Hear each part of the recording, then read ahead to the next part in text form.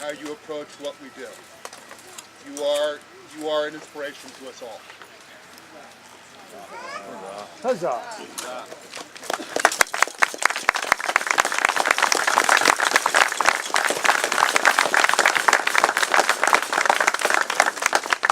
Now get up and get back fighting. Member of the Order of the Crescent Sword! Hip hip! Huzzah! Hip hip! Huzzah! Hip hip! Huzzah!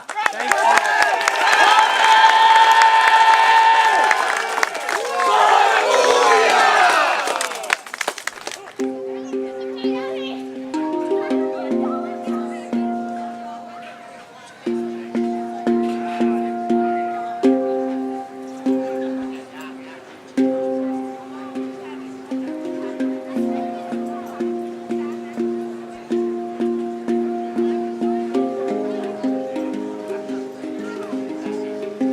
This one's just penciled in, and it'll be inked in and then painted. This one's in progress. It's got more painting to do and calligraphy. What kind of paints do you use? Gouache. They're watercolors. Very vibrant colors. It's inked ready.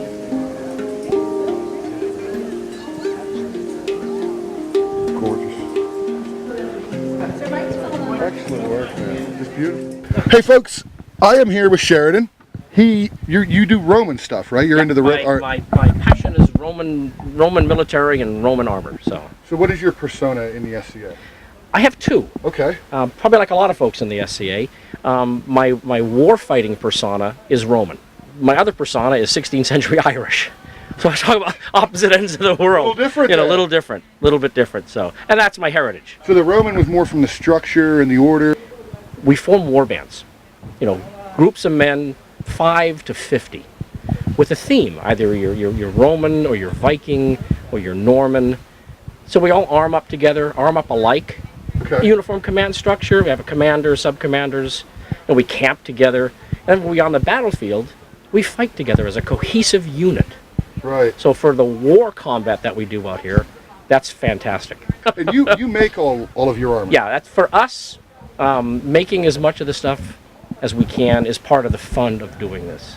All right. It's not just being a Roman soldier. I mean, if you have to hand make, you know, like this. This is part of an armor. It'll sit up here. Okay. Okay, and cover the whole arm. Okay. And it'll be curved, you know, to fit over the arm. But, you know, it's all handmade. What kind of style of armor do the Romans wear? What is it called? Which Romans? What about your Romans? 753 BC to 1453 AD. Okay. And that's 2,100 years of Romans, right? Sure, right, yeah. But we focus on the late 2nd century AD. So the one. So that's still the whole. It's still classic. What we think of as classic Roman. Okay. You know, with the body armor that looks like this. And you make the shields too. We make the shields too. Right yeah. on. In fact, the shield over there is made with historically. You want to bring it over? Sure. See the laminations? Mm-hmm. See the layers? You picking it up? Oh yeah. Yeah? Oh, yeah. Okay, I'll turn it on the back side. You might see a little bit better. At an angle, right? Okay, this is Roman plywood. Oh, We can set it down. Okay. Yep. It's 3 layers of strips of wood. 3 layers of strips of wood. The layer on the front, the layer on the inside are horizontal. The layer in the middle is vertical. Because you're that For example, horizontal layer, I'd imagine. Yes, well, it's 3 layers. It's almost like modern armor. It's ablative. Each layer resists penetration separately. So by the time you get to the 2nd or 3rd layer, some of your energy is dispersed as whatever you're stabbing with or shooting at penetrates. Romans were Arrows geniuses. bounce off of that armor, that shield. Really? Spears bounce off of it. How long does it take to put together a suit? A full Roman soldier kit will take a guy 80 to 100 hours to build himself. Right on. Oh, yeah, Right on. and that's including his clothes. Right. Because I like to have the guys, if possible, we always encourage them to hand sew all their clothes, just so they can say they did, even their underwear. Even their underwear. Yeah. All right. That's kind of a test to join in the group. And if they're not willing to sew their underwear, they're certainly not willing to, you know, make armor and shoes and clothes by hand. Well, so. didn't the Roman soldiers do all that on their own as well? That's what they think. Yeah. You know, yeah. Right on. Like the color tunics we wear. That's a big one for Romans. Oh, really? We have no idea what the color tunic a Roman soldier wore. Oh. We have none. We wear red because Hollywood decided Romans should wear red.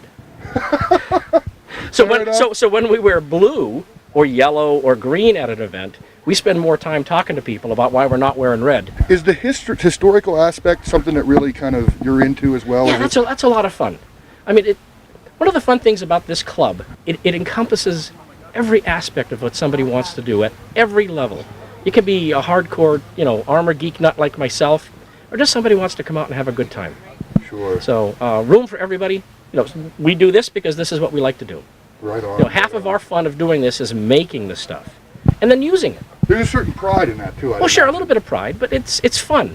It kind of all goes back to But it all blends into this, right? Yeah, An interest in history led me to other aspects of history, led me into learning more about my own personal ancestry. Right. And then in a club like this and then doing other history stuff, being able to be part of it. Not just read it somewhere, but to make it part of my life. Really, So, back to the armor. How did they make armor. this? Yeah, exactly. How did they make it? You want to see me doing some? Sure. Sure. Yeah, you bet. You bet. This is what's called the manica. The manica? Manica. Yep. Yep. So how many strips that's for an arm? So how This is many for would the you arm. normally have on This it? will have about 13. Yep. So I'm marking the place where the rivets are going to go.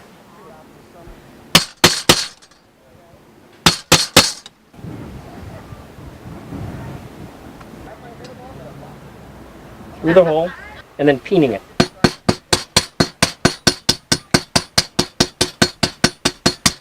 And by peening it, we mushroom the top of the head so it holds it onto the plate.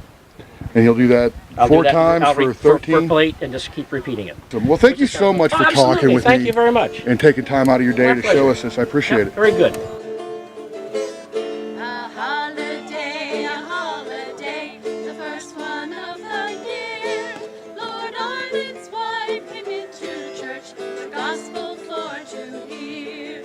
Sometimes people get inspired on making very fine drinks by sitting around with other people who make very fine drinks. Another way of inspiring people to make very tasty drinks is to have a competition. People come by, enter homemade drinks, and then we judge them based on judging sheets, and we try to make sure that the drinks that we're judging are judged against an ideal of that drink. So it's my understanding that a lot of we drink a lot more alcohol back then. It wasn't to get drunk. It was to stay healthy. Right, because the water wasn't good to drink. Water was, in many places, they took a lot of effort to bring clean water to people. But water by itself isn't so flavorful. As you're saying, you're judging them not based off of each other, but based off of how that should be. Yes, Like if you're drinking a beer, it's how is that beer yes, compared to other beers compared to other beers of that style. of that style. So if I took a pale ale, which is kind of hoppy, and I took a wheat beer that was made in Germany called a Hefeweizen, I've had a Hefeweizen. and they're very tasty, aren't yes, they? They are indeed. They're both beers, but they taste totally different. What drew you to this, if you don't mind me asking? Why do this instead of, do you fight too? Or? I used to fight. I've been playing for a couple decades, Okay. and I really enjoy wars. And one of the first wars I went to, I camped with people who recreate Viking lifestyles. So the next year, I said, "Oh, I'm camping with Vikings. What do Vikings drink? They drink mead." So I walked into a brewery supply store, and I said, "I would like to learn how to make mead." And they said, "What kind of mead?" And I said, "There are kinds." And 20 years later, I'm still learning how to make very, very fine drinks, and I teach what I learned. And in that time period, I had to rebuild everything from scratch. That was the arms, elbows, the knees, Oh, wow. back plates, leather work, everything from scratch. You did all the tooling and everything? I did all the leather tooling. I did all the acid etching.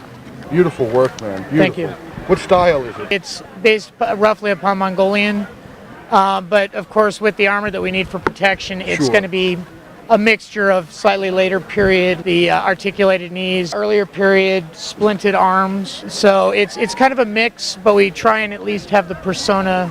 And mine is a Byzantine, Mongolian, Viking kind of mixture. The amethyst starts out like just a chunk of raw rock, and what I'm doing is I am following a recipe and I'm turning it into a faceted gemstone. Doesn't look like much now, but it's coming along. So this will be like on the pommel. It'll be on the pommel of a small knife. It'll be going on a Scan-Do. It's a Scottish sock knife. All the different angles have to be adjusted, and I follow a recipe. All the different numbers indicate what angle it has to be at, and then I'm listening to the sound of the stone, and as soon as it stops grinding, I know it's gotten to the point where it needs to be to go to the next step. Yeah, we give a nod to the past, and without ignoring a few modern conveniences. Ignore the power cord coming up to this. Yeah, normally I'm blacksmithing. I make props for stage and film. This is a little tame compared to that. This is a nice deviation from the usual, for sure. Thanks for chatting with me. You're welcome. So the pilgrim bell, which we're casting today, became one of the symbols of St. Thomas of Becket and the symbol of pilgrimage to Canterbury Cathedral. These are examples of bells that were sold to pilgrims who went to Canterbury Cathedral on a pilgrimage. In the Middle Ages, the pilgrim badge or the pilgrim token was the t-shirt of the era. So this bell represents St. Thomas of Becket, who was martyred and then became sainted by the church. They said, well, he helped build Canterbury Cathedral. He was the founder. And when they executed him, they said the bells of the cathedral rang of their own accord. So it was through the SCA that I learned about pewter casting. And that's just been a gateway into more study into history for me, because every time you go to replicate an object, you learn about the history of the object and you learn about European history. Agrippa, well pleased with your prowess on the field and your gentle conduct at all times, and responsive to the wishes of your peers, we are minded to make you a knight. Will you accept from us this honor and the badges of your ability and knighthood, and will you swear fealty to this, our crown and kingdom? Yes, your majesty.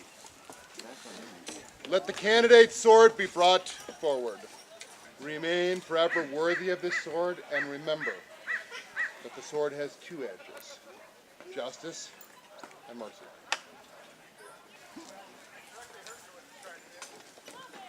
I dubbed thee once, I dubbed thee twice, I dubbed thee thrice a knight of the society. Congratulations, Sir Agrippa. Go now to your brothers. For Sir Agrippa! Hip hip! Huzzah! Huzzah! Hip hip!